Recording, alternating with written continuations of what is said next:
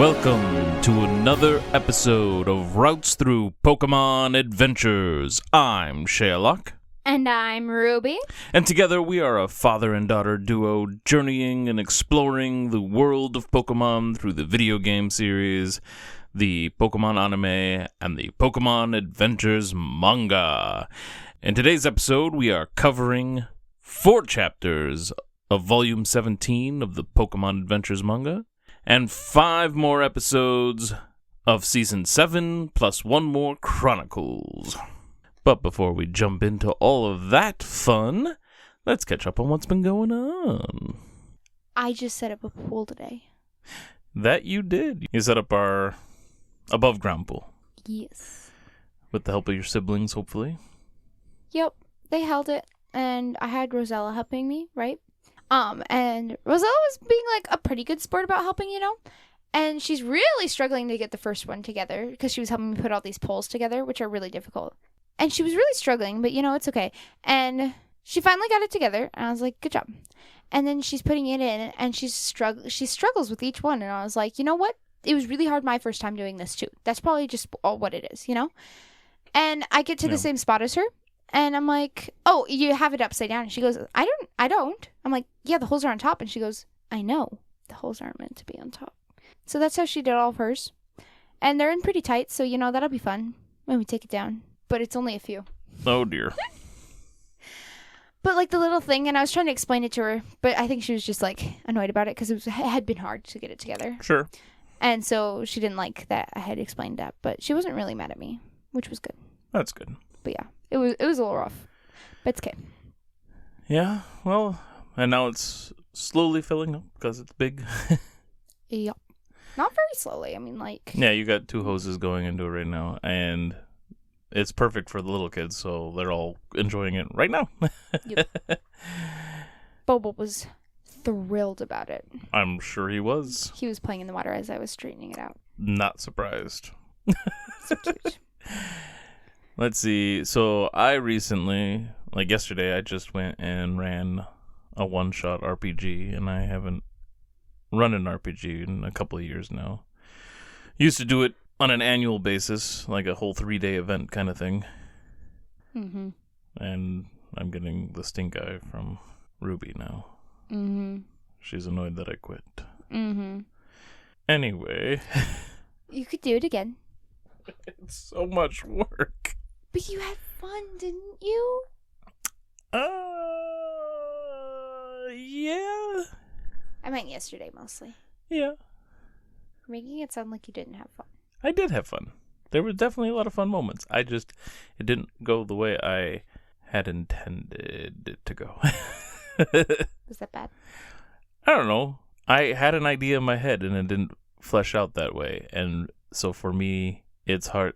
It was a good time, and it was probably a good adventure. I think most people had fun, and that's the big key thing. But when it doesn't match the vision I had, I automatically think it was bad. Oh.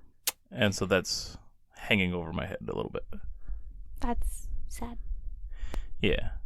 But again, I was a little out of practice too, so it's been a while. But again, I hope everybody had fun. And there was definitely some very hilarious moments. It'd be so fun if you did the 3-day thing again. If I did, I would want to do it on a smaller scale, less people. They camp out in our yard and stuff, and it was so fun. It was so fun. Some people were doing that less and less, though. It's true. So it was already kind of evaporating in that front. Oh. But I could start doing it for just, any of you and any siblings that want to play. I could do that for a few years, and then maybe that'll be a reason to come back home once a year at least.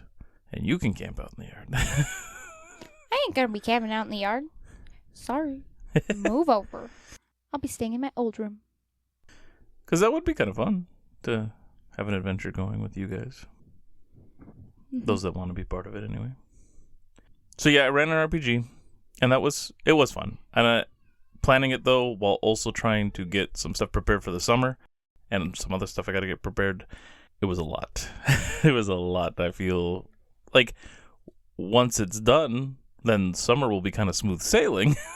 But getting it all done at the right, because they were like everything has kind of a time crunch on it at the moment, so all kind of needs to be done at like a specific point, or a chunk of it does, and it was all coming to a head with that and some like the RPG and summer stuff, and I was getting super stressed out. So it was nice to flex those muscles again and run one though.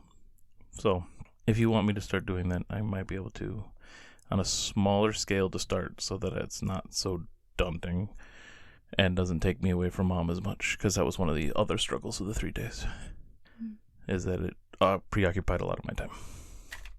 And your mom would be like, "Where'd you go?"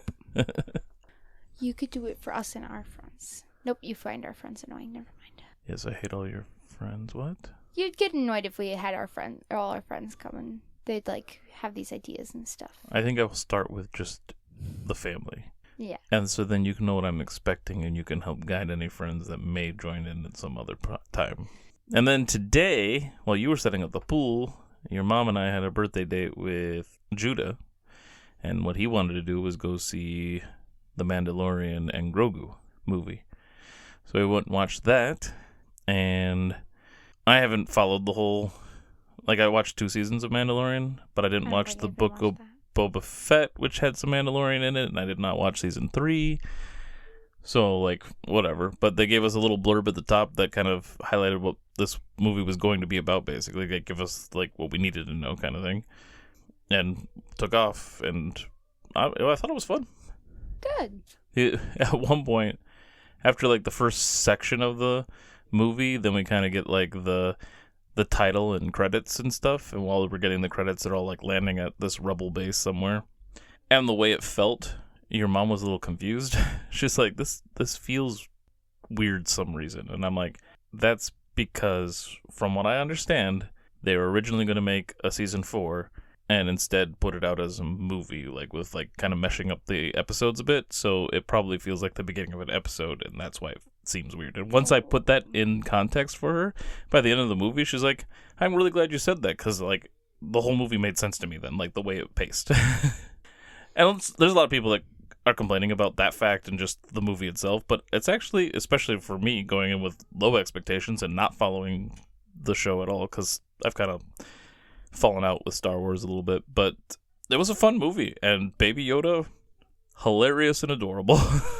And there's these other little characters too that are even smaller than Baby Yoda is, but they are more mature, like older characters, basically, and their little comments and remarks here and there are hilarious as well. Well, I'm glad it was enjoyable. Oh yeah, no, it was great. It was great. Yeah. Oh, and we all, in our MCU rewatch progress, have watched Infinity War. So we have 3 movies left before we jump into the summer. Because we have Ant-Man and the Wasp, Captain Marvel, and then Endgame. I don't want to watch Endgame before we watch the first Spider-Man movie, though, but it's fine. We have to. We should have watched the first Spider-Man movie before Infinity War. Yeah, it would have made it a little more connected, but it's not going to make the death as sad, but that's good. Yeah. Sure. Because we're gonna be like, oh yeah, boo-hoo. Why are you so sad about this? Yeah. But it's fine. It's just the way it lines. Because, yeah, we like to do like a Friday night, once a month summer movie thing where we try to project it outside depending on weather. And we're going to go through the MCU Spider-Man movies. So Homecoming will be in June. And then in July we'll watch Far From Home. And then in August we'll watch No Way Home, and hopefully we'll get to see Brand New Day. Hopefully it'll still be in theaters after we watch Far From Home in August, because it comes out at the end of July. I want to see that. Me too. I'm particularly excited about Sadie Sink being in it, from Stranger Things fame. I really want to know if she really is going to be a mutant like everybody's speculating. We'll see. Because we're supposed to be starting to move towards that mutant saga eventually here, so... I hope that's the only reboot part. They can't change anything else. Yeah, I don't know what's going to happen. Because we're dealing with multiverse stuff already, and we have Doomsday and then Secret War, which is all about multiverse stuff, so... I'm scared. Me too. But yeah, so I think that's where we're at. So let's go ahead and jump into the manga. Previously, Ruby meets a swimmer and gains a Phoebus, sort of. Then they flee a Zangoose and Seviper and hide in the Weather Institute. Meanwhile, Norman is on the hunt for his son, Ruby, and follows his trail. Swimmer and Ruby stay at the Weather Institute to stay out of the rain, but then Norman shows up on the roof, and after a thunderclap, Ruby seems to fall down some stairs, and things get intense. Now, Adventure 209, Hanging Around with Slaking, Part 1. We cut back in time a little, and the reporters are driving and arriving at the Weather Institute. Norman holds Ruby in the air, but the rain is making things slippery, and then when the lightning strikes, Ruby falls down the steps. Swimmer tells Ruby he should just apologize, which Ruby recognizes as the right thing to do, but he doesn't want to. Sort of like a young girl who lives in my house. Her name is Ruby as well.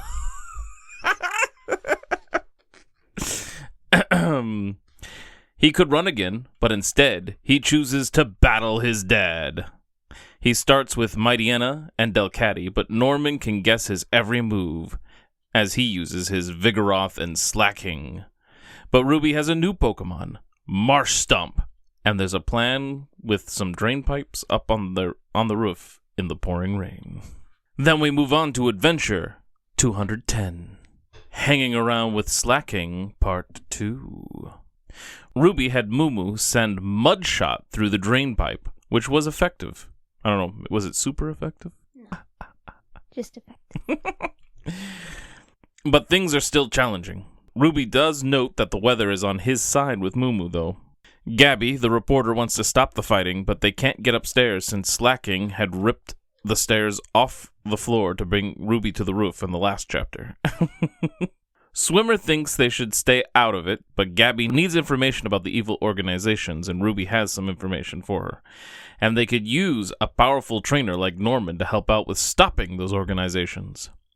Then she has a plan to use the cast form they have with them, who belongs to President Stone, apparently. I forgot that, cast form hung out with them while Stone was in the hospital or something like that. Yeah, I didn't remember that either. Yeah. And so cast form can change the weather. Meanwhile, in the battle, Slaking used bulk up to get even stronger, and he swung the stairs again so that they ended up hanging off the roof with Ruby on them. Norman tells Ruby not to argue and come to him. Then Ruby uses the drain pipe again, I think, to aim a big mud shot at Norman. Was it the drain pipe that he was using? It looks like it. Okay. But cast form uses Sunny Day, which makes the weather change and dry up the attack, making it nothing but pebbles basically hitting Norman. Norman goes out toward Ruby, and the stairs shift, and so Ruby is hanging on and Norman is trying to rescue him. Back at Little Root, Ruby's mother finds the crumpled birthday letter from Norman to Ruby, and she's sad Ruby didn't read it, because supposedly Norman was finally going to give Ruby his blessing to pursue contests, and then it looks like Ruby is about to fall, and Norman will be too late. And then we move on to Adventure 211, Hanging Around with Slaking, Part 3. They're not being very creative with these titles. Nah. I mean, honestly, he is hanging around a lot in these chapters, and Slaking's there, so it makes sense. We start off with Norman on a call with his wife several months ago. He is telling her that they should let Ruby compete in contest, as he will be 11 and not a child anymore. He will be old enough to make his own decisions. At 11. Ruby, in real life here, our Ruby, our co-host here, probably seems to agree with this, because she's like, yeah, I could have made my own decisions at 11. That would be like Castle being able to make his own decisions really soon. Venture off into the world. He'd be fine, because he knows everything. Yeah. Norman would prefer Ruby to fight battles, because he's even better than Norman is if he would just focus on it. Norman intended to tell Ruby at his birthday dinner, but the boy didn't have the patience to wait until his birthday dinner before taking off, as we learned in the beginning of the story. Back to the present, the stairs fall and Norman catches Ruby and the drain pipe, and they're dangling. If they fall, they'll be skewered by the jagged staircase and broken trees. Eventually, the pipe breaks and they fall. Ruby tells Fifi, his Phoebus, to help, and it tries something, but in the end, Ruby's running shoes somehow save them. Then, Before Norman can throw out another Pokeball, he gets a call from Winona, a gym leader from Fortree City or something like that. Yeah, Fortree. Fortree City. So now we know another gym leader we're going to face, Winona. And it's going to be a grass type. Is it? I mean, it's Fortree, so that's not too weird. Probably. Is there a Pokemon she has with her or something? Ooh, wait. What's her name? Winona? Wind, sky, flying. Could be flying. Yeah, that makes sense. Because look at her hat. Oh, yeah. No, she's going to be flying. Yeah. She says she's been looking for Norman because he abandoned his gym, just like you mentioned in our last episode, without notifying the Pokemon League, and trainers have been complaining that he isn't around to challenge. The other rookie gym leader is with Winona as she descends on her Altaria. That is a flying type Pokemon. That gym leader is Flannery, who also abandoned her gym supposedly to train. But Winona is supposed to supervise them both. Then Norman reveals he was going to let Ruby pursue his dream and tells him he expects Ruby to give whatever he decides to do his all. And he even gives him a case for his Pokeblock so they don't get lost everywhere. Norman leaves and Ruby gets a ride with the reporters. Swimmer says goodbye, and after they leave, he remembers he wanted Ruby to help start a Phoebus farm. Ruby's asleep, exhausted, and Castform takes a liking to him. So the reporters decide to entrust Castform to his care, even though it actually belongs to somebody else. And they drive off, and they plan to keep up with Ruby. Then we get a shot of Sapphire approaching Mount Chimney with her Lairon and Combuskin. And there are 55 days left until the deadline. And our last chapter today is Adventure 212, Bubble Bubble, Toil, and Azumarill, Part 1. At Lava Ridge Gym, Flannery is defeating challengers left and right, and Winona says her skill has made up for the trouble she has caused by abandoning the gym. But Flannery has heard about Sapphire cruising through 3 gyms already and wants to train a bit more to be ready for Sapphire's challenge. She says something about that out loud, and Team Aqua grunts recognize the name and attack Flannery with Ludicolo and Carvana to get more info. Sapphire finds the cable car to the mountain, but it isn't running, so she starts climbing like the mountain, like she was originally planning on doing anyway. But then the car that is suspended a little ways up starts to shake, and it opens, revealing a member of Team Aqua. Sapphire uses Donphan to help her get in and tries to battle. Team Aqua has the car sealed up and sends in his Azumarill against Sapphire's Combuskin. The car is airtight, which seems odd because then people wouldn't be able to breathe in there, but whatever, and starts to fill with water and drown everyone. But the Aqua Grunt has his Azumarill put an air bubble around his head so he can breathe. And then the rest of Team Aqua is up at the volcano with their machine and ready to permanently put a stop to the volcano's activity, just like their plan in the Pokemon Sapphire video game. To be continued. All right. Now that we finished up the manga, let's jump into the anime. Starting with episode 321, or season 7, episode 6.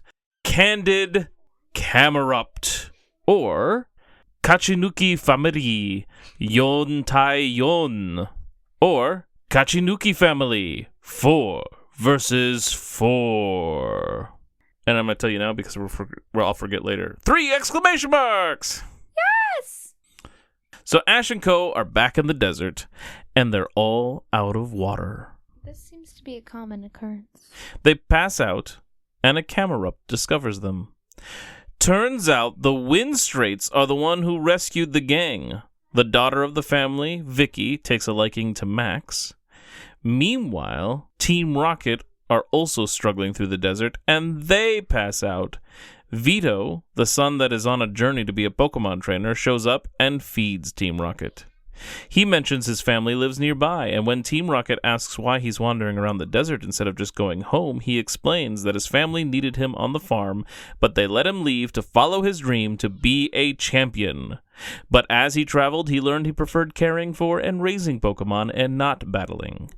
and he thinks his family are expecting him to come back a champion, so he can't go back home yet. James relates to Vito by not being able to go home either because he can't live up to the expectations of his family. And married Jezebel. Back to the gang. They want to repay the Winstrates, but most decline.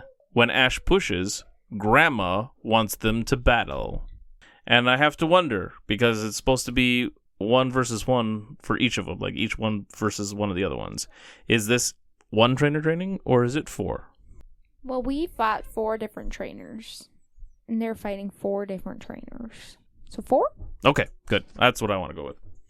They introduce themselves, and they are the same names from the game. Victor, Victoria, and I was wrong. It's not, Vicky isn't the girl, the little girl, it's Grandma. And Vivi, and it is pronounced Vivi in the show at least, is the little girl, the daughter. What? Vivi was the little girl, right? Yeah, but I said Vicky earlier. Oh. I said Vicky takes a liking to Max, the daughter of the family, but that was Vivi, not Vicky. Vivi. And now we know how to pronounce Vivi for sure, because you assumed that it was Vivi, but I'm like, it's spelled like Vivi, like Vivi, like our other host. The plan is for them to go 4-on-4, so Max has to be lonesome Pokemon so he can compete. First up is Victor versus Brock and Zigzagoon versus Mudkip. Unfortunately, Zigzagoon knows an electric attack and it defeats Mudkip because Mudkip in its first stage is not ground type. That comes later. Mm-hmm. Next is Victoria versus May, and Victoria has a Roselia, which reminds May of her rival and his Roselia. This charges up May, and she brings out her Beautifly and wins. With a tie between the two groups now, that's when Max has to go out with the Corphish he's borrowing against Vivi and her Meryl. Vivi says they'll still be friends no matter who wins. Then he tries to command Corphish, who goes off without waiting for the full instruction and just totally beats down Meryl. Vivi doesn't live up to her word, and she says she hates Max, breaking his heart. So obnoxious. Finally, it is Vicky and Ash. But first, it is Trainer's Choice. Which one of these Pokemon is the best choice to battle Camerupt? Beedrill, Nuzleaf, or Magcargo? Wait, to battle what? Camerupt. So fire type. So Beedrill's bug and flying, so no. Nuzleaf, was that the second one? Mm-hmm. No, because that's grass, and fire's good against grass. So the last one? Magcargo. Fire versus fire? Is Camerupt fire? Mm-hmm. Not just fire, but... Mm-hmm. What's the other type? Ground. Fire and ground, so definitely not Beedrill. Wait. I think Bug is actually good against... I don't know about flying and ground, but Bug is good against ground, I think. So I guess it could be just kind of neutral? There's not a good option here. We'll get into that later. We go back to Team Rocket with Vito, and they arrive at the house so James can try to help Vito reunite with his family. But when they call the family out, nobody answers, and then they peek inside and nobody is in there, although James suggests, unless they're really tiny. Yeah. It was a funny statement. Vito leads Team Rocket to the battlefield in their backyard because he figures that's where they probably are, and they watch while hiding behind some rocks when they see that the family is there. Then Vicky with her Camerupt and Ash with his Pikachu start their battle, and Ash learns Camerupt is part ground type, so electric attacks aren't going to work. When Camerupt is hit in the face by Pikachu's iron tail, he gets angry and erupts fire everywhere. Team Rocket decides not to get involved after almost getting hit, and they take off. The gang try to stop Camerupt, but from his hiding place, Vito has his Alakazam rain dance some rain and cools Camerupt.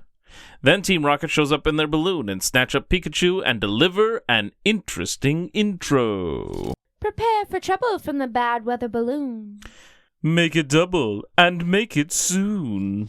Blaming himself for leading Team Rocket there, Vito has Alakazam use Psychic to save Pikachu, and then he uses his Swellow to send Team Rocket blasting off again!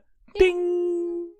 Vicky seems to know that Vito is out there, and she apparently pushed him to become a champion, which seems to contradict something that he said earlier, but whatever. But her words show that she still cares for him, and that he's welcome to come back at some point. Yeah, but then he's just like, well, I have to go now. Sad I couldn't talk to them. Yeah. It's like, just go talk to them. All right. So our trainer's choice, the answer in the anime is Nuzleaf. But is it really? No. It turns out none of these choices are really good. Nuzleaf and Beedrill are weak to fire, and Magcargo and Camerupt are resistant to the fire attacks. However, Magcargo is really weak to Camerupt's ground attacks, so he's still not great either. Nuzleaf, because grass is good against ground, but the fire attacks are just gonna, like... Right. That was a stupid one. Yep, that one don't make no sense. And our tallies are 4 trainer trainings and an interesting intro. Now to rank it. Maybe right below let Bagons be Bagons. Oh, you like it better than the Romeo and Juliet stuff? I didn't like the whole Romeo and Juliet stuff too much. Okay. It was fine. Yeah, personally, I might even put it at the bottom, this one. But, I mean, I'm not that invested, so that'll work for me. And that puts Candid Camerupt at number 4 out of 6. And now, it's our One Chronicles episode this week. Journey to the starting line. Journey starts today. or Masara Town, Pokemon Torena no Tabedachi, or Masara Town, a Pokemon trainer sets off. Masara Town must be Pallet Town. Back to the Oak Lab, we see many Pokemon enjoying their time. Until Kingler gets dizzy, pinches Fampy, who rolls down a hill and launches Totodile onto Snorlax, causing him to roll over and slide down a hill, which causes Cyndaquil to run for its life, and as he falls, he sends a flamethrower down to slow himself down, and the fire sends the Tauros into a stampede. Other than that, it was a great day. Back in the house, Oak is finishing up a Jirachi report, and he needs to eat fast and make sure Bulbasaur, Charmander, and Squirtle are ready to be picked as the mayor's son is coming by to start his journey. I had a bad feeling about the mayor's son before he came. Oh, for sure. And it was not disproved. But you know what? What? In the original version of this episode, there is not a single indication that the boy is the mayor's son. Oh, so he's just bratty all around. I don't even know if he's necessarily supposed to be bratty. I think he's supposed to be scared. And there's certain lines in our version, too, that suggest that his problem is being scared to start a journey and venture off and try to train. Well, why'd they have to just make it a bratty kid? Right? I don't know if he was bratty in the original or not, but I like that theming better. Instead of just annoying mayor's kid that Oak is hoping to not get on the wrong side of the mayor because he helps support the lab. So I'm definitely interested to try to watch the original version at some point. Anyway, Delia comes by to drop off some herbs for Oak. Ooh. Wait, what if Oak is just using her? Maybe. No theory unlocked. Unfortunately, just before the kid arrives, the Tauros stampede through the house and the starters escape. Cool. The kid arrives and says he wants a Torchic, or he could settle for a Mudkip, Trico, or whatever, just so long as he isn't stuck with a Charmander, Bulbasaur, or Squirtle, because everyone starts with them, and they're lame. Whatever. He also mentions meeting a kid from Hoenn who had a Vigoroth, and he might like one of those. Ash's Bulbasaur is here for all of this, and is offended by the kid's comments about being lame. The kid, Gilbert, thinks it is hilarious that the starters ran away, and he comes off as very rude and obnoxious. He decides he could settle for a Pikachu, as he remembers there was one kid who started with one, and he did pretty good in the league. That was a lot. Like, You had to kind of work hard with that Pikachu. Yeah, and Delia says there were special circumstances involved in that. You know. Yeah, like being late. Or Oak knowing and keeping Pikachu specifically for Ash because of the past. Yeah. That's the theory I like to go with. All right. And then he thinks he might actually rather start with a Raichu so he doesn't have to evolve it and train it and all that other boring stuff. Tracy is very upset with that line of thinking. Oak just has them go looking for the starters, and they split up, with Oak taking Gilbert and Ash's Bulbasaur. So Delia and Tracy and Mr. Mime are together. They have a discussion near an old lady who runs a radio program, and she's told not to reveal that the Pokemon went missing. And so she goes and announces it on her show. I don't know on her show. She just announces it over the speaker. She introduces it as like her DJ video program, like radio program thing and stuff, so. Okay. Tracy, Delia, and Mime find Charmander trying to reach the crown of a Magikarp in the water, and it falls in. Tracy and Mime rescue Charmander, saving the Pokemon from getting its tail wet. From, literally dying. Right. 1 down, 2 to go. High on a cliff, Gilbert is freaking out. Oak says Gilbert might just need to quit and go home, and so Gilbert seems like he has a change of heart when he finds Squirtle stuck in a tree. But then he remembered he quit and tries to leave. The cliff crumbles, he falls, and despite not liking him, Bulbasaur saves him. Squirtle... I just said he should have let him die. Which is probably not really that nice or true. It isn't nice, that's true. Squirtle falls, and Oak catches him. Now Squirtle is afraid to come out of its shell, but Gilbert amuses Squirtle and helps him come out, and they play.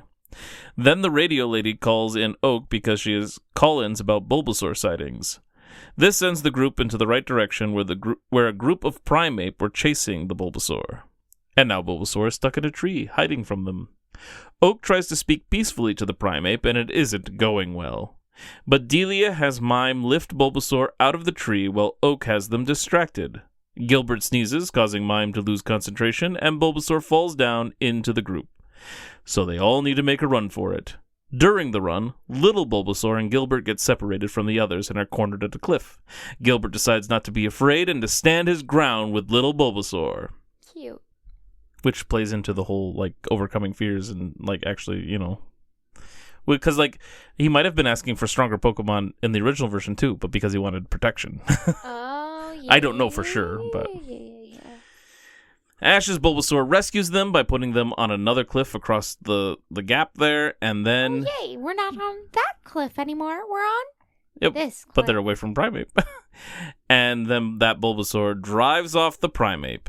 Gilbert decides to take little Bulbasaur and begins his journey. Cute. And our tallies are nothing. Yeah. Not a single tally. No, there just wasn't room. Give him a break. And so then back into the main series. So Season 7, Episode 7. I Feel Skitty. Or Eneko to Aromatherapy. Or Eneko and Aromatherapy. So Skitty's name is Eneko. I don't know what the N part of it is, but Neko is cat. So. Oh. Neko. I like it. No. I have... Ready. Mm-hmm. So, 2 producers, right? They were sitting there and they go, what should we name this Pokemon? Except all in Japanese. Right. I'm dubbing it. I'm dubbing it for you. Yep, I got you. Yeah. What should we name this Pokemon? Neko. For kitty. Right. And so they're like, ooh, we like that. And Neko. But they were really just thinking. Right. But they didn't realize. I like it. Beautiful. And there is only one exclamation point. Ash and Co are taking a lunch break, and May is training with her Beautifly. When she throws her frisbee too far, they go to get it and discover a Skitty who looks sick or scared. May is totally taken with Skitty and wants to catch it, but because it is sick, she can't battle it. Yeah, just catch it. Right? Nope, she picks it up and carries it. Brock leads the group to an aromatherapy center that he knows about in the area from reading in a magazine or something. Yeah, I'm probably just trying to check out cute ladies. Yeah. And when aromatherapy is mentioned, we get a one-track Ash moment as he wonders if that's a new kind of Pokemon. I missed that. Constantly new Pokemon, so it's not that crazy. Aromatherapy. Well, one of his other times was just the word therapy, so it's just extra. It's the evolution, apparently, of therapy. Aromatherapy. I like that. Brock is excited to be there because Eliza is the therapist, and he's in love. When he flirts, Max shows he learned from Misty from the 2 Misty episodes and yanks Brock by his ear for a babysitting Brock. Cute. Later on, inside, where Eliza explains aromatherapy, Brock flirts again, and we get a second babysitting Brock ear pull from Max. Eliza works on getting a fragrance ready to help Skitty, and Brock flirts again, and so Max pulls him back by his pant leg this time for a third babysitting Brock. He did like the little leg lift. Yes. The way you said it sounded kind of weird, but he had his leg up. Right, so then he just grabbed the bottom of the pant leg and pulled him. Mm-hmm. I should have just pulled his pants down. That would have been so fun. And then he'd just be like, woo! And like scooched out of the frame, like right. do. Yes.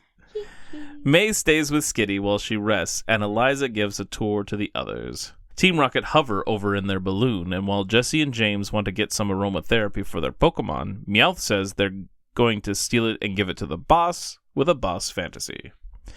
The gang return from the tour, and Skitty seems to be feeling much better and chases her tail and plays with curtains and stuff and shows that she has plenty of energy. When Eliza arrives again, Brock flirts again for another babysitting Brock as Max pulls him back by his shirt. With Skitty feeling better, May sends Torchic to battle it right in the middle of the lab. But before she can catch it, the window shatters and Team Rocket appear in costumes they've worn before as they deliver an interesting intro and an outstanding outro. Prepare for some royal trouble. And make it a formal double. Team Rocket waxes poetic at the speed of light. Surrender now or prepare to fight the good fight. Then Jesse sends in Seviper to use haze, clouding up the whole place so that Team Rocket can steal the scents. Meowth runs into Skitty and is in love. Some of the scent bottles break and it creates a foul odor as they mix. No, that's just you. Thanks. As Team Rocket almost get away, Brock steals a bag back and a battle occurs. In the middle of the battle, some Weepin' Bells show up and James wants to change plans and get those Pokemon instead. Yes. Jesse and Meowth leave anyway, leaving James on the ground, and Ash has Corphish help out with a crab hammer that sends James up and into the balloon. Mm-hmm. More clues to Ash's trying to help Team Rocket. Ooh. Then Tailo pops the balloon, and Team Rocket go flying, saying, "Not again!" Ding! Now for Trainer's Choice. Which Pokemon would be the best choice against Silcoon? Sableye, Marill, or Weezing? I don't know. My brain's broken. So is theirs. Back on the ground, Brock returns the one bag he saved from Team Rocket. When they find out that May can't find Skitty, they decide to look for Team Rocket. They're enjoying their loot while James laments the lack of Weepin' Bell. And they discover they accidentally took Skitty with them. Jessie decides that Skitty will be hers because it is so cute. And Meowth envisions a terrible life for Skitty with their crew, always blasting off and being electrocuted. Because he's like a little crush on her, doesn't he? Yes, I mentioned that he fell in love during the stealing part. Sorry. Just like he had a crush on the Skitty in Big Town and those... that's probably just like old love remains. Right, he just has a thing for Skitty, apparently.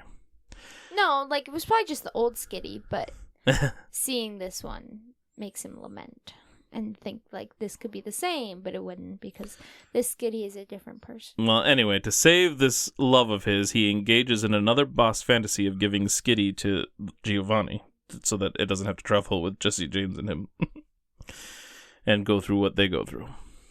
Jesse doesn't like that plan. Yep. So that means Meowth had to come up with a new plan and take Skitty out for some water, but really just tries to set Skitty free and throws rocks at her till she leaves. Which is kind of sad. Yep. Eliza has her Oddish use Sweet Scent to attract Skitty back to them after the gang finds Team Rocket's crashed balloon. Meowth and Team Rocket arrive first, where May and Jessie have an argument about owning Skitty, and when the Pokemon shows up, a battle begins, which eventually results in Pikachu zapping them and sending Team Rocket blasting off again! Ding! May decides to catch Skitty, but Skitty knocks the ball out of her hand and jumps into the Pokeball herself to get herself caught. And we have a gotta catch 'em all. This kind of reminds you of something. It does. Psyduck got caught. Like the Pokeball accidentally fell out and Psyduck. Was it an accident? I don't even remember. Wasn't she like walking backwards and the other two were walking forward and the Pokeball fell out of her backpack and like rolled out and the Psyduck just like went with its beak? I bet you're right. That's funny. Since they're obviously using it as the Psyduck in this show at this point. Like, we'll see that.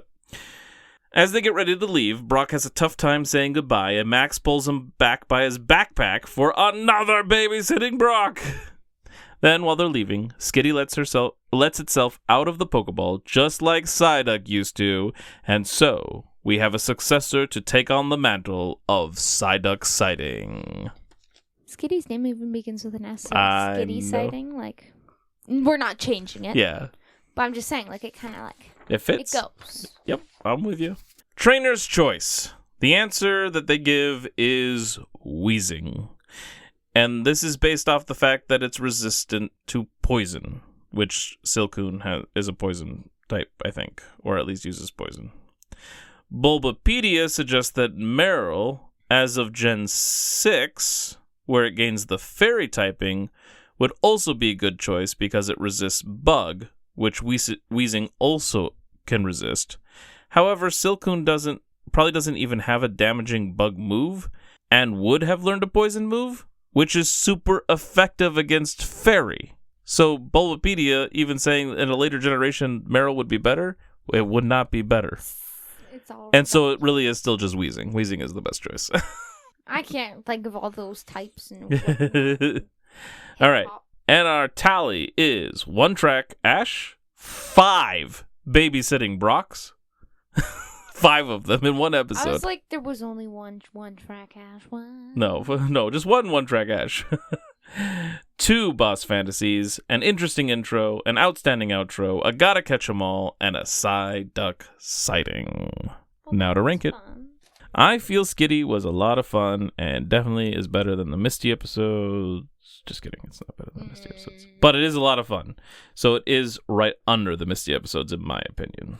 I think we can go for that. So above Let Bagons Be Bagons. Oh, yeah, that sounds good. Which makes I Feel Skitty number 3 out of 7. All right, now Season 7, Episode 8, Zigzag Zangoose, or Zangosutai Habuneku Raibaru Taikatsu, or Zangoose versus Habunake Rivals Showdown. And I'm going to tell you now because we always forget otherwise. 3 exclamation marks. Fancy. We don't always forget. Often. That's a better word. It's interesting that Zangoose is Zangusu, so like it's the same thing, whereas Habuneku is very different from the Pokemon that it is in English. Isn't it Sapphire? Sapphire. Oh, is this the first episode I had to watch all of them? Yes, you watch these 3 episodes on your own because of you're schedules. Mean? Yeah, because I'm mean. Thank you. The gang come upon a Zangoose, then a second Zangoose shows up, only it isn't. It's a human in a costume. And it's not just any human, it's a rockin' reunion because it's... Nikolai?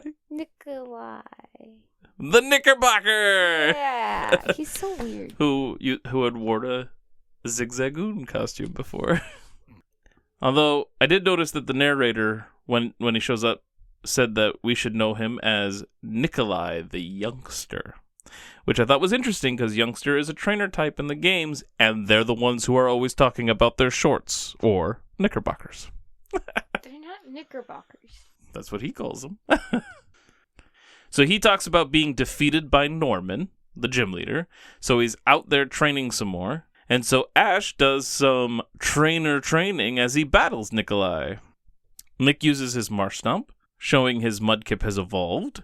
And Ash uses Trico, which is a very wise decision when dealing with a Marsh Stomp. Since he's water ground. So definitely weak to grass. I don't know why they went with Nikolai the Knickerbocker, especially since in the games they do call them shorts all the time. Because they are wearing shorts. Yeah, not Knickerbocker. And even in the anime, they're shorts. He's not wearing those. No. Those are like for little boys in like ages ago. You would know what year I'm talking about. Yeah, no, I grew up with those, yeah. Dork. Hey, rude. Anyway, Team Rocket is spying from some bushes and decide to steal Pikachu. You know, something new that they haven't tried before. So Jesse sends in Seviper to get Pikachu while Ash isn't looking. Now, in the battle, Nick is using Zangoose.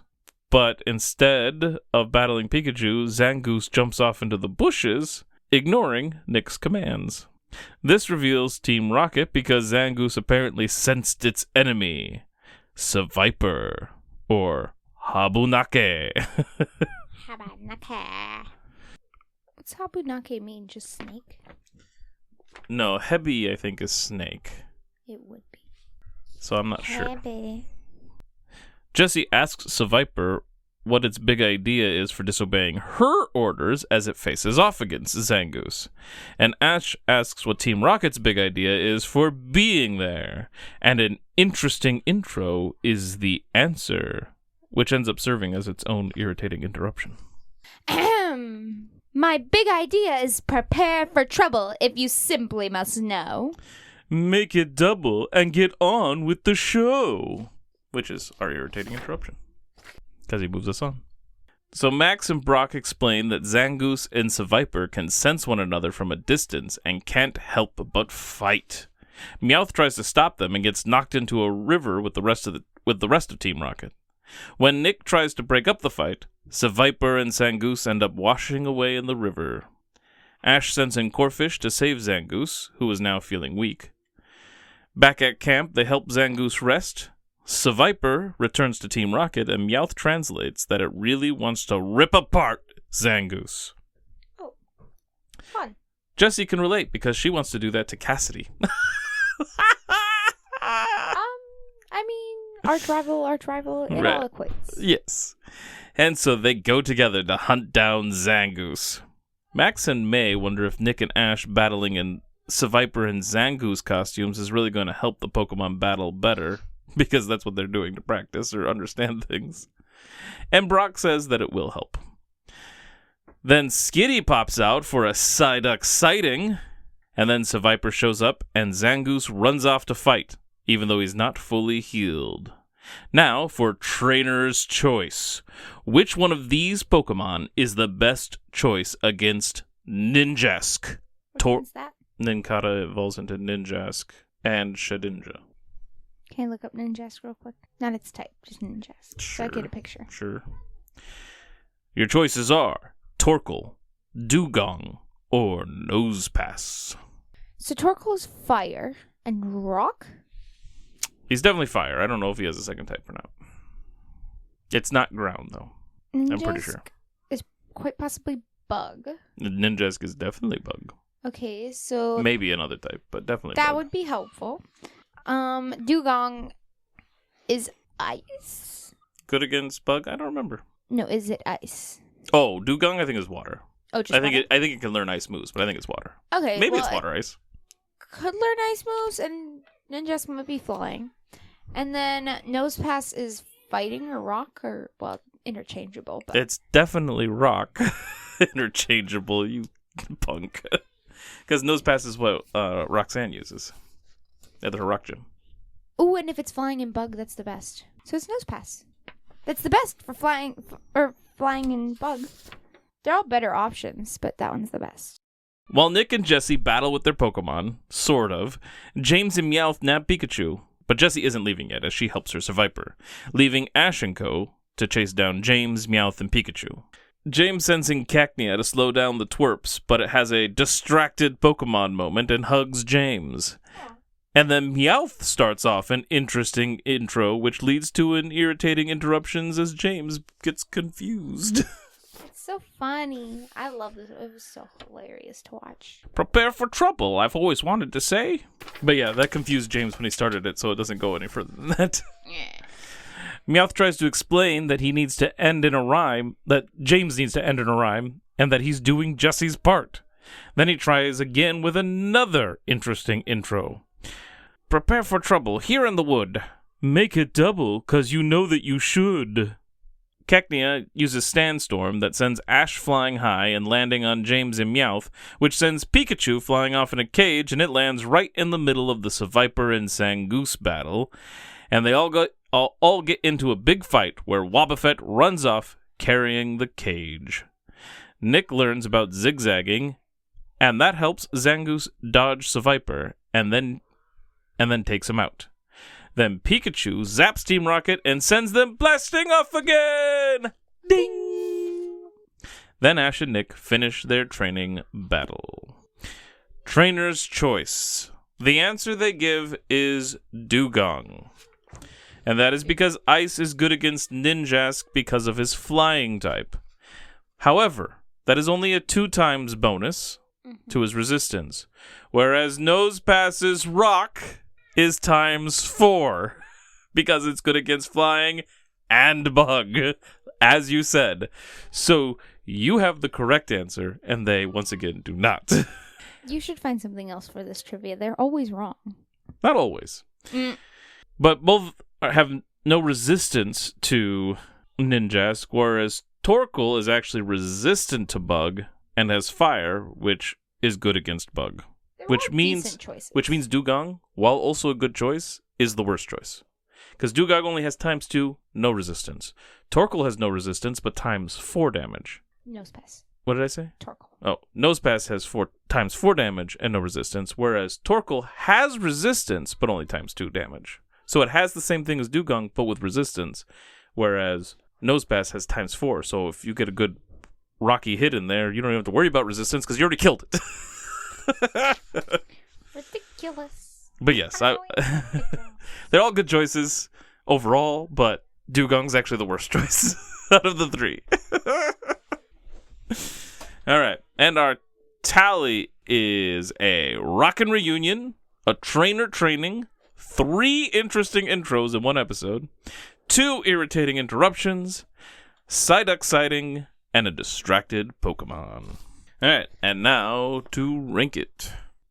I think this one can just go to the bottom. I thought you liked Nikolai. Yeah, I've got a huge fat crush on him. Lies. All right, well then that makes that number 8 out of 8. Now for Season 7, Episode 9, Maxed Out. Because there's 2 X's in there. Or, Masato to Masato, Ametama o Mamore. Or, Masato and Masato, Protect Ametama. So apparently Max's name in the Japanese episodes is Masato. Masato. Ash and Co. arrive at a Pokemon Center where Brock flirts immediately, and we have a new voice for Nurse Joy. Rude. As Max and May critique Brock, Skitty pops out on its own again in another Psyduck sighting. A Max lookalike arrives and is annoyed at all the racket they're making as they try to recollect Skitty. Not entirely a lookalike. Well, it's like Richie being a lookalike of Ash. It's the same way. Oh, I see. You know. Then yeah. He's obviously made to look very similar and have a very similar features and personality. I think he's taller. I was just going to say, I think he's a little taller. Yes, I think you're right. But he has the very similar... I almost think he's voiced by the same person, too. I didn't look it up. Oh, wait, I thought... Maybe I didn't look it up or I just thought it, but I thought I looked it up when I was watching it. Okay. I'm going to re-look it up. Sounds good. Turns out the lookalike is also named Max. Joy suggests Max go easy on the other Max, as they both love Pokemon, and other Max goes to the Pokemon Center to hang out with Pokemon. James is feeling down about their lives, and so he really wants to get Pikachu because they've just been not doing well in their team rocketing. Max is complaining to May about other Max, and they see a Surskit. Max likes it, so they follow the Surskit, but then find the other Max who loves playing with that Surskit, and he claims it is his very favorite Pokemon when he's asked if the Pokemon is his. Obviously not his. Right. That's just it. So the way he reacted earlier at the Pokemon Center when he's all like, people with Pokemon thinking they can do whatever they want, already made me start to think that he doesn't have one. Like, have his own Pokemon. I don't know, just like him also being Max. Like, sure. automatically instills he's in us Max, that he probably doesn't have right. one. But his comments suggest that he doesn't have one, and then here he didn't even answer May's question directly. He doesn't say it's not his. He just talks about it being his favorite. So that added evidence to my theory that he didn't have a Pokemon. Yeah. So were you must have been in the same boat then. Oh, for sure. Okay. I wasn't sure if you were picking up those clues as well, so. No, I definitely was like, he doesn't have any. Other Max wants Max to go away, and a big argument breaks out. Team Rocket are spying on the group, and when they see the Surskit, they engage in a boss fantasy. Which is actually, like, that's a good one, because Surskit is rare. Brock breaks up Not that rare. Brock breaks up the argument by having them all send out their Pokemon to play together. Neither Max sends anything out because neither one have any Pokemon. Other Max is very excited about all the Pokemon to play with. Team Rocket pop out to take Surskit, and Other Max asks who those jokers are, and we get an interesting intro. Prepare for trouble, we don't care for jokes. Make it double, we're serious folks. As they give their intro, they're playing with a football, which leads into their outstanding outro. Team Rocket breaks the line at the speed of light. We'll mow you down, so surrender or fight.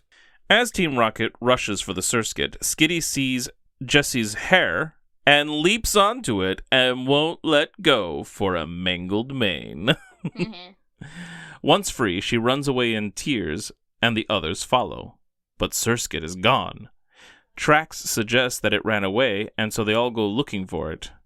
Instead of finding it, they find a giant busted bot, and Jessie's hair looks hilarious to everyone, which she just loves that they're laughing at her. Oh, yeah. She smashes the machine at them, and it sends everyone flying off and splitting the group. Now, we get Trainer's Choice. Which one of these Pokemon evolves into Lombre? Lotad, Electrike, or Oddish?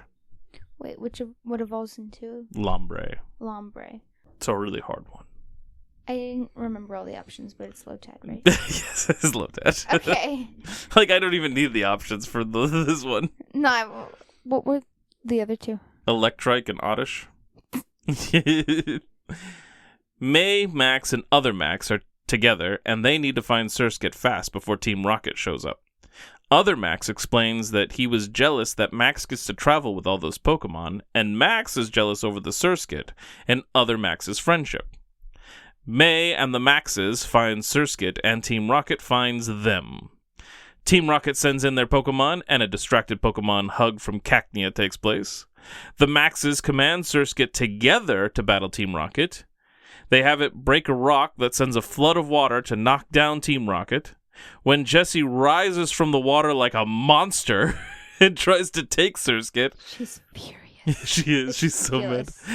Skitty is sent out to beat her back, and her hair is even more of a mess from the water. And I had to wonder, is that a second mangled mane then? Because it was more destroyed.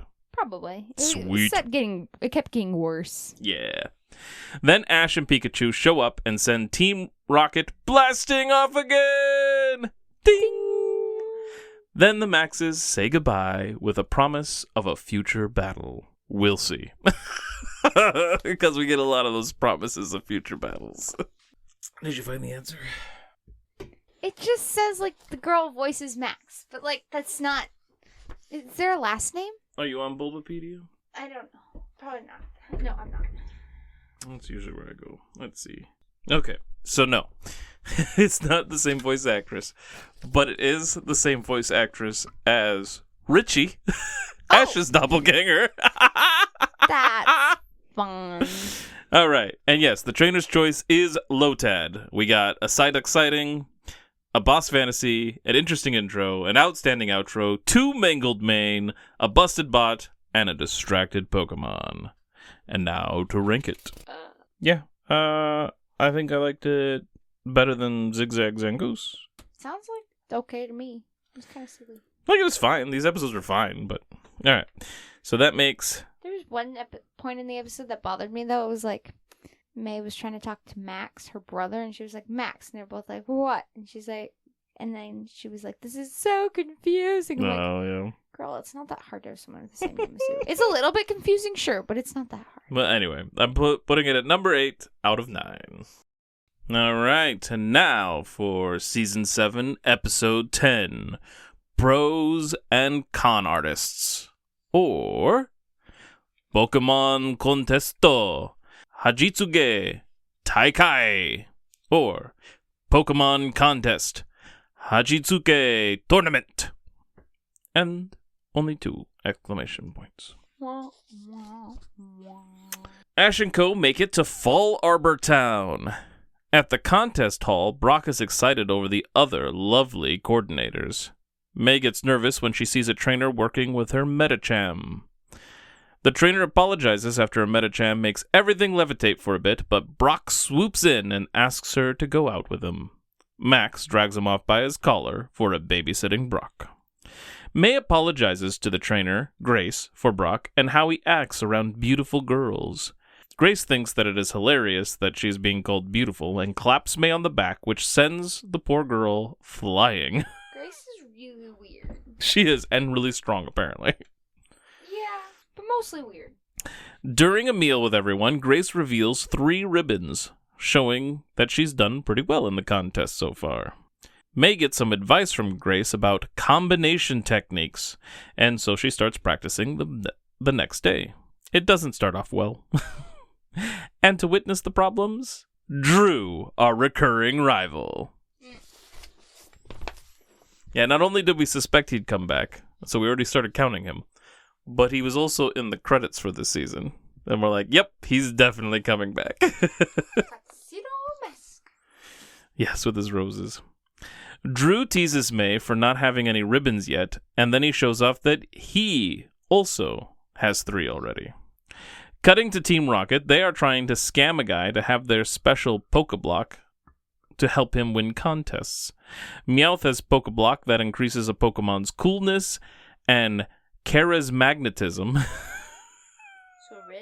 Charisma and magnetism combined. Charismagnetism. That's the 2 secret C's that the judges are looking for, because there's a bunch of things that are all C's that the judges are looking for, and these are 2 secret ones.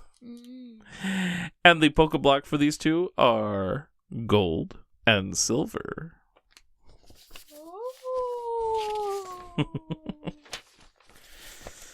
Now for Trainer's Choice.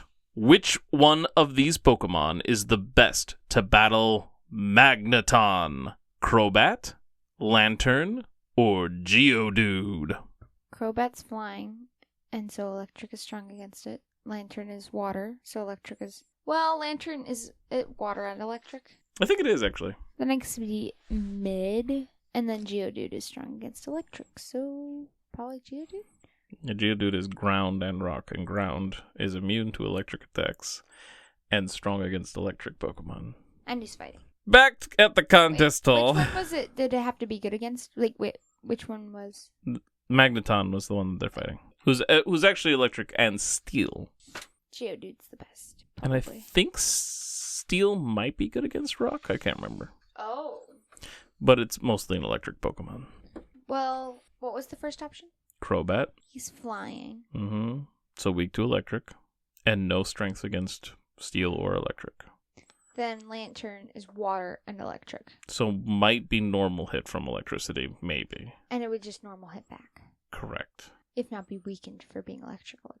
Yeah, if it uses water moves, those are going to be weak. So Geodude is still the best option. The best option. Yeah, because I don't even know what steel attacks Magneton learns, because it was originally straight up electric Pokemon until they added the steel type in the second game.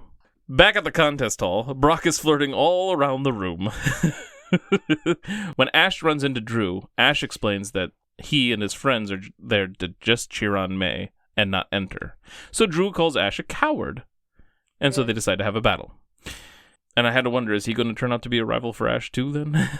Like he's a rival for May, but he's going to be... He's May's rival. You cannot like someone without them not being... But if they battle each time to see who... It's the same kind of idea. I mean, he's still only one count because he's still just a rival, but I think he might do both, which is funny because they're the same actress. May and Ash. Roselia defeats Tailo in their battle, bringing victory to Drew.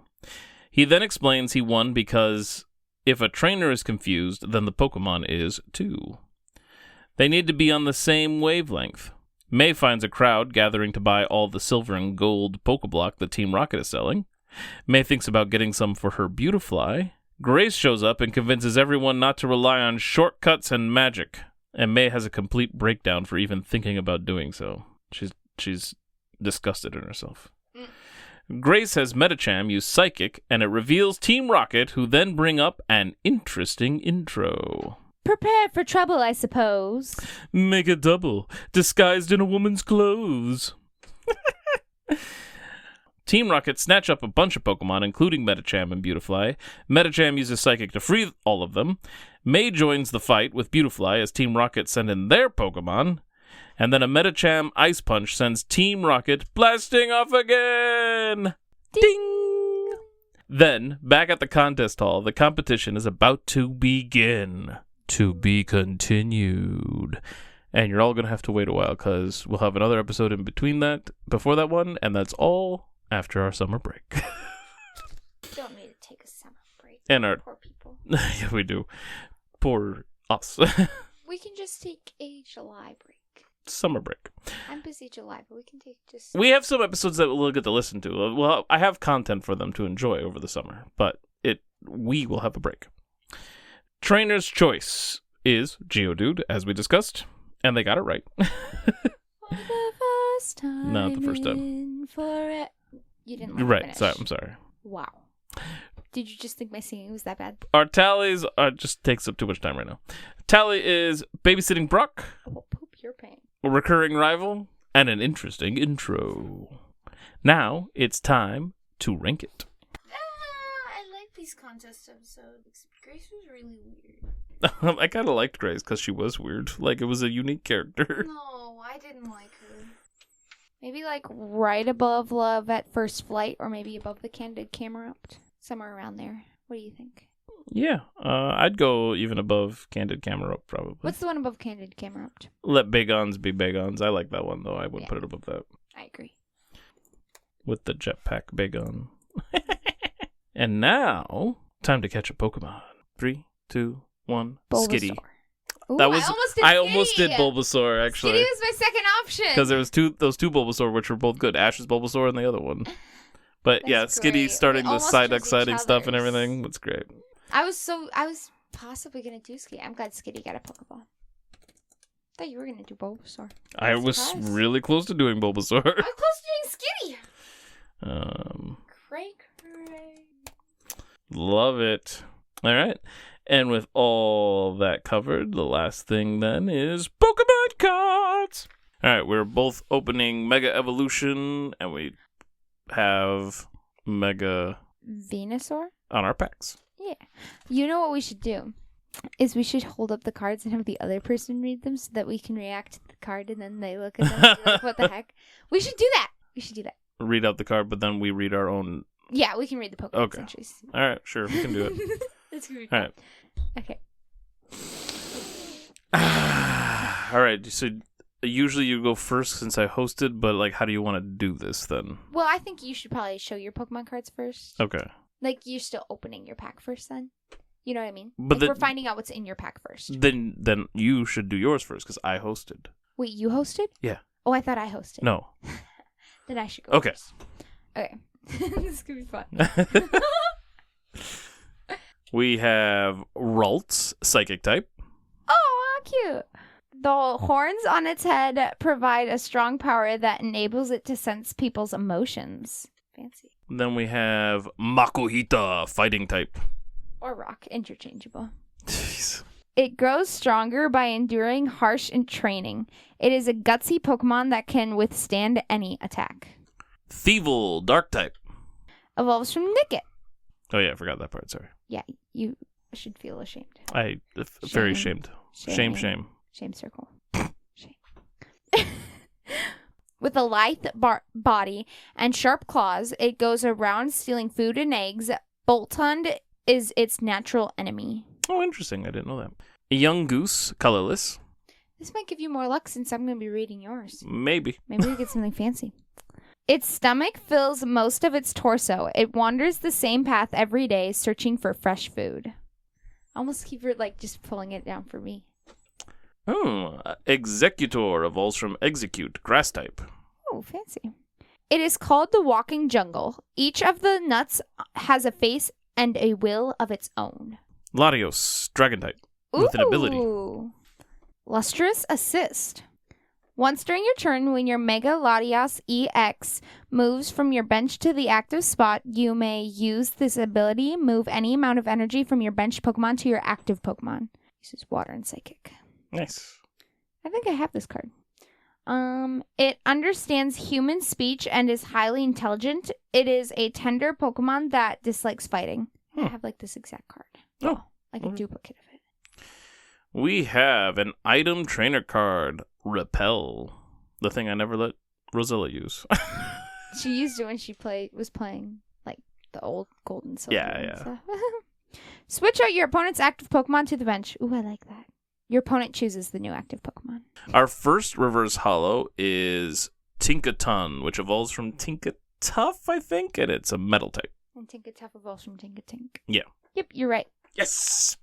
This intelligent Pokemon has a very daring disposition. It knocks rocks into the sky with its hammer, aiming for flying Corviknight. Oh! It makes me, have you ever heard somebody say, go kick rocks? Mm-mm. No, that's a thing. So I was like, go knock rocks. Poor Corviknight, though. Corviknight are cool. Yeah, but they like to use the metal from Corviknight or something for their tools. Ah! And then there's another Pokemon that likes to take their metal to eat or something. I don't remember. That's all terrible. Well. And the world just goes round and round. The second reverse holo is fighting type Krogunk. Or rock. It's interchangeable. Inflating its poison sacs, it fills the area with an odd sound and hits flinching opponents with a poison jab. Okay. This is the rare. Yeah, our rare is water type Clawitzer, evolves from Clauncher, and it has an ability.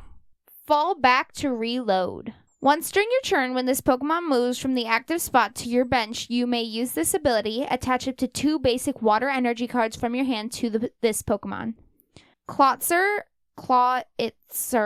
can move through the water at a speed of 60 knots by using gas inside its body to expel water from the back of its claws.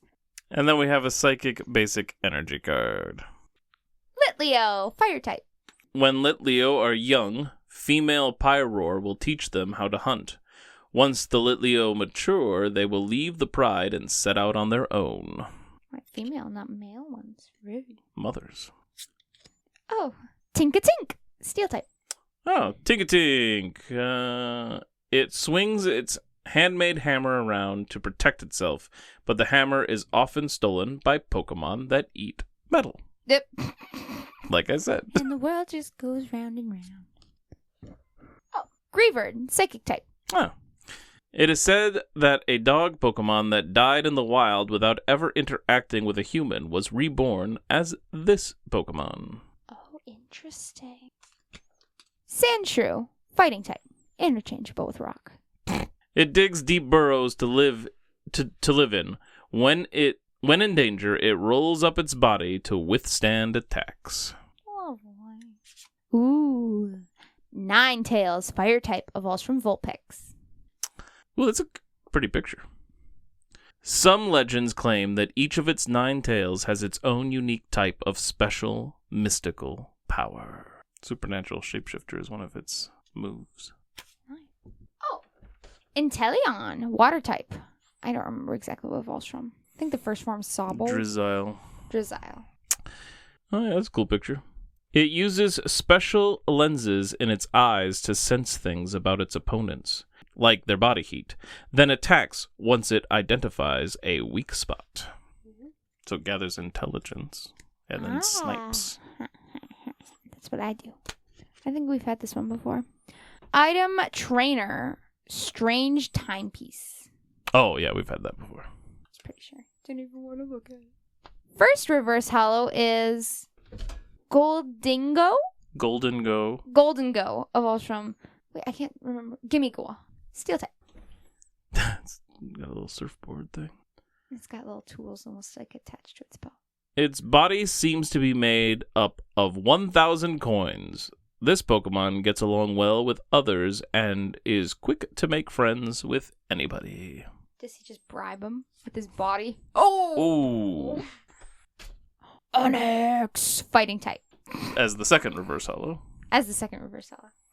Fighting type, even though it's supposed to be rock. It rapidly bores through the ground at 50 miles per hour by squirming and twisting its massive, rugged body. Yeah, usually the rock type is the fighting type in the card game. Same with ground.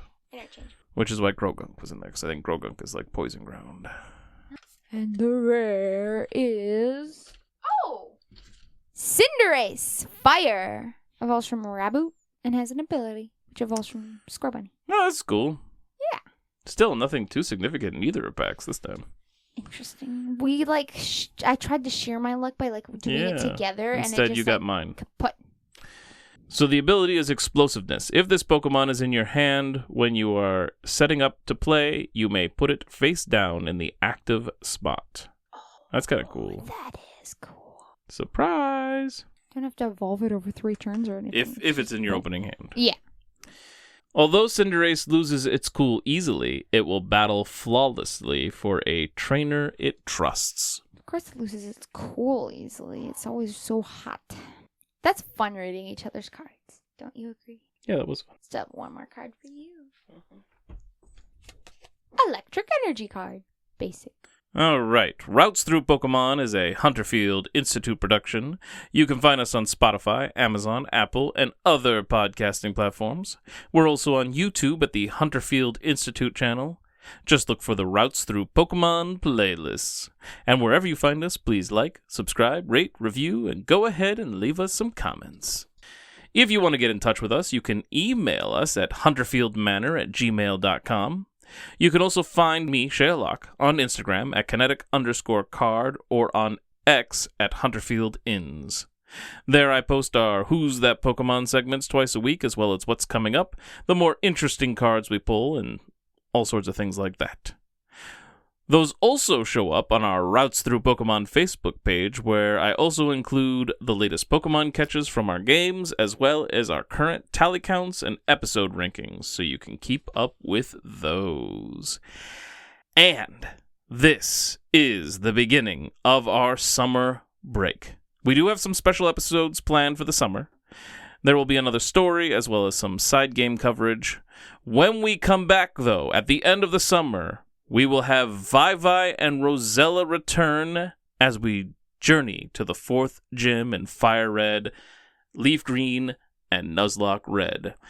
And we also may have a visitor. I'm not a visitor! It's my own show! Okay, spoilers. Ruby's probably going to join us for that episode. Visitor! Wow! Then we will also cover 2 more episodes in the Kanto anime in that episode, where they will also be reaching the 4th gym. After that, it's the continuation of the contest in the Season 6 anime. And Ruby and I will journey with the gang in both the manga and anime as they reach the 4th gym in Hoenn, so that Ruby and I can then go back to the video games and take on Norman.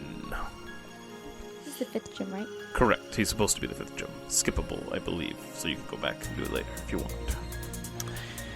Anyway, that's what we got coming up. So thank you so much for listening, and we will catch you on the next route. Bye-bye. Sayonara.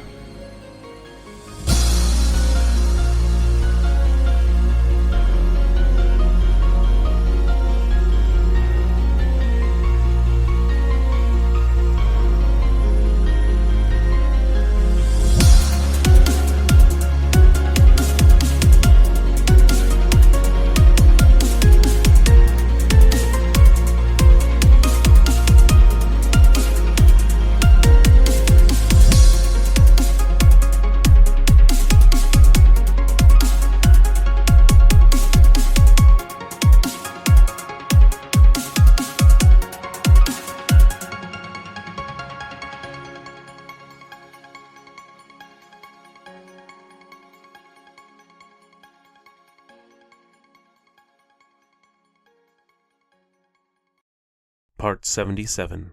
Backtracking.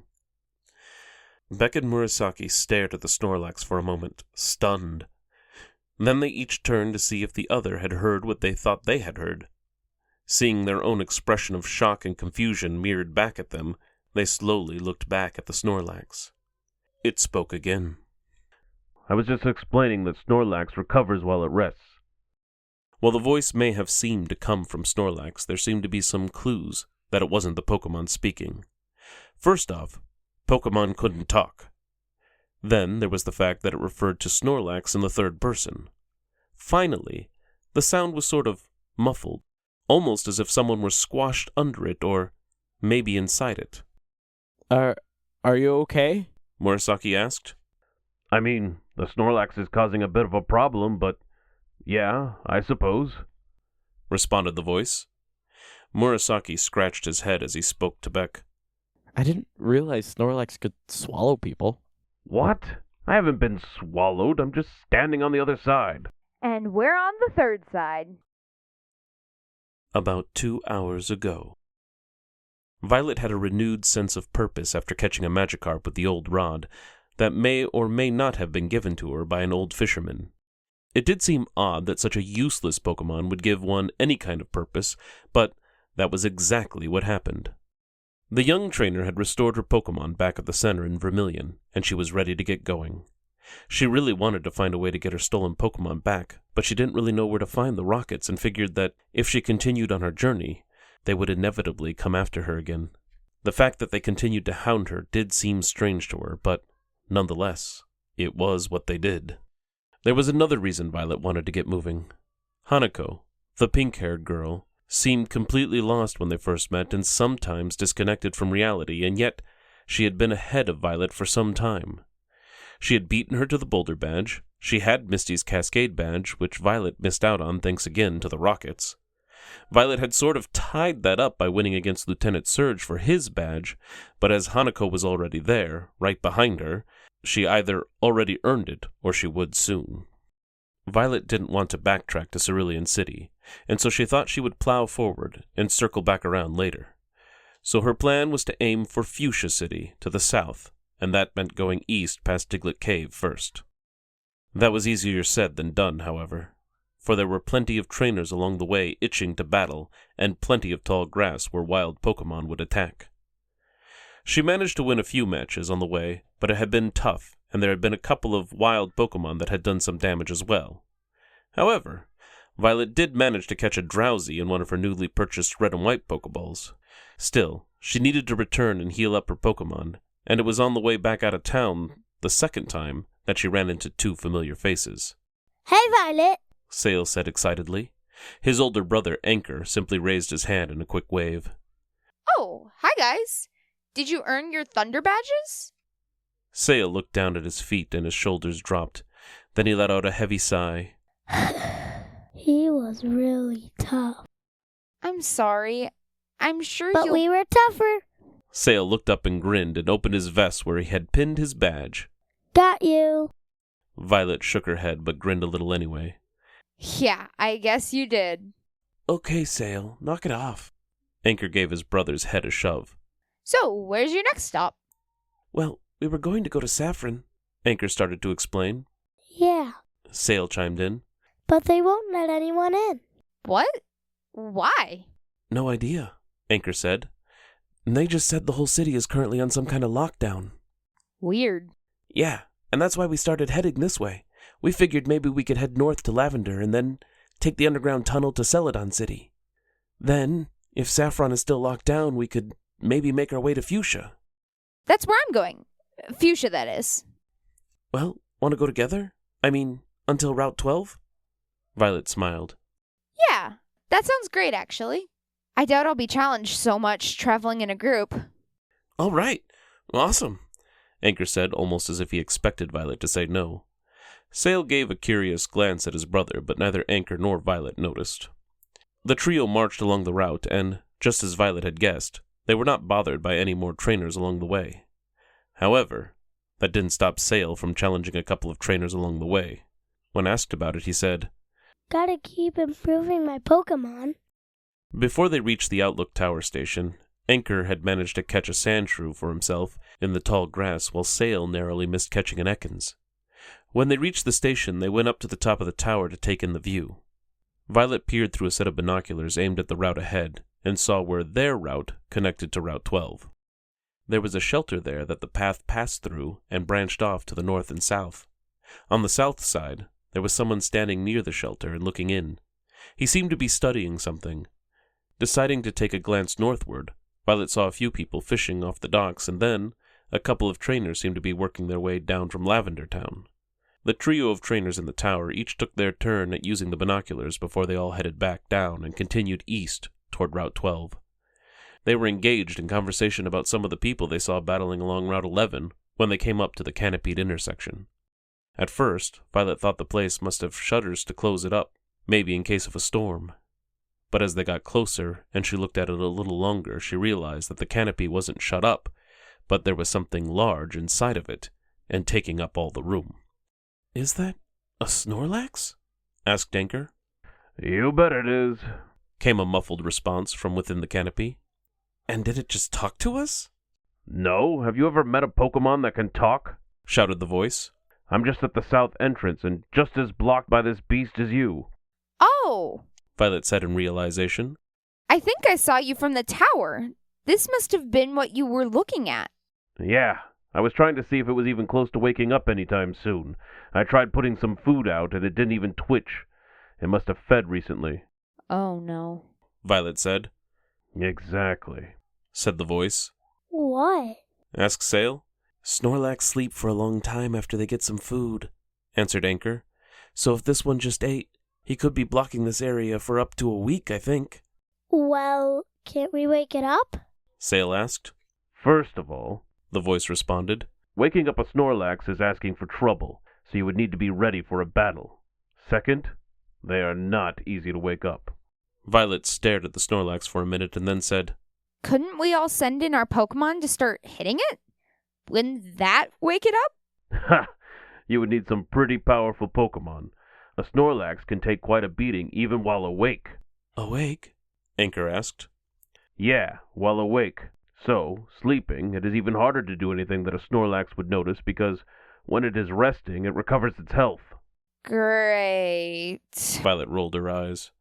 Then two more voices could be heard, also muffled, but coming from a slightly different direction. Look where it fell asleep. Oh, I see. The trio looked up at one another again. Who is that? Anchor whispered. Sail shrugged. Violet stepped closer to the canopy to hopefully hear them better. Well, maybe we can beat him. Maybe I can even catch him. Maybe. I've heard they are really difficult to wake up, though. Came this far? Might as well try. Whispering as well, Sail said, I think they're going to try our plan. Perhaps a little fire will get him moving. Go, 6! The sound of a Pokemon being released was followed by what sounded almost like a crackling campfire. To the trio's surprise, the Snorlax responded. But all it did was snort, yawn wide, and shift slightly to one side. Nice work, kid. At least I'm trying. You could try and help, you know. Give it a go, Ronan. Hit the Snorlax with your bone club. They don't give up easy, do they? Violet pointed out. I don't think that's going to be enough. But if we keep hitting it, it'll wake up eventually. Before the female of the pair could respond, the original muffled voice the trio heard chimed in. I don't think it will. I was just explaining that Snorlax recovers while it rests. Are you okay? asked the boy's voice from the north side. I mean, the Snorlax is causing a bit of a problem, but yeah, I suppose, responded the south voice. After a silent moment, the north boy spoke again. I didn't realize Snorlax could swallow people. What?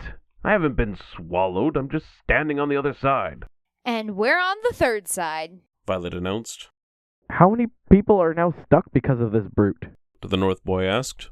From what I can tell, Anchor started, there's like 6, maybe 7 of us, including the 2 of you, that is. Well, isn't that just great? Which side are you on? We just came from Vermilion. Violet chimed in.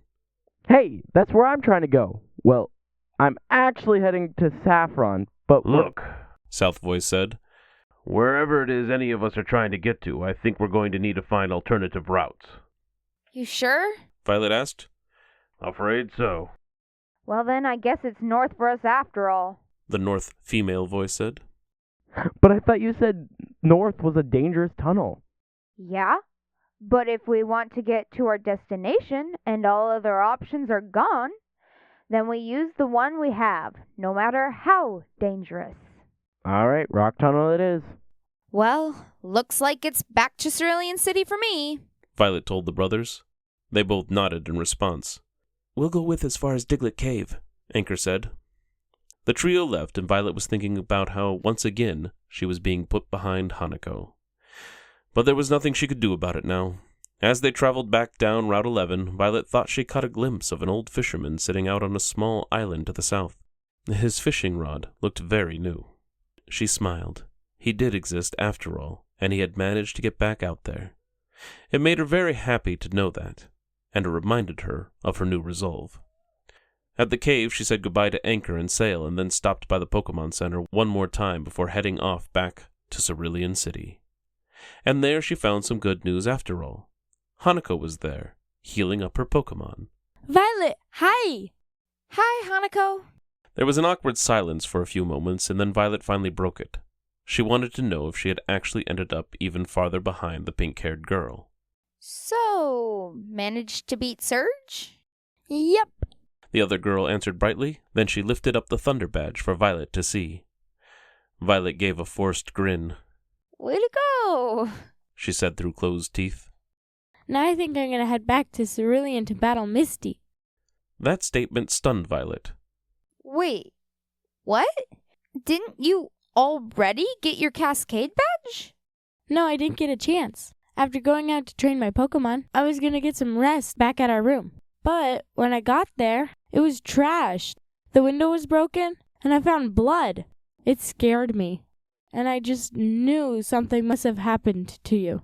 So I hurried as fast as I could to get to Vermilion. You were worried? Well, yeah. You had already been hurt bad, and whatever happened in there didn't look good. I was so glad when I finally found you alive and well. I mean, maybe not well. You were running from the police after all. Violet was feeling a lot better knowing she was actually in the exact same spot as Hanako. They both had the same 2 badges and were in Vermilion together. Hey, you want to head back together? Absolutely. To be continued. Epilogue. Taking in deep breaths while it slept caused the Snorlax's body to expand and shrink. Each time, the canopy groaned under the added pressure. A man stood watching it at the south entrance. He smiled a little, though no one would see it even if they had been next to him, since the lower half of his face was covered in a tattered scarf. He wore a wide-brimmed hat that hid the upper half in shadow as well, and the rest of him was covered in layers of worn and ragged clothing. Good work, Snorlax. I'll be seeing you. The man pocketed the empty Pokeball he was holding, and then he pulled out another. There was no trace of red, white, or blue on that particular Pokeball. Instead, its top half was gold and its bottom half silver. All right, take us back. She'll be waiting.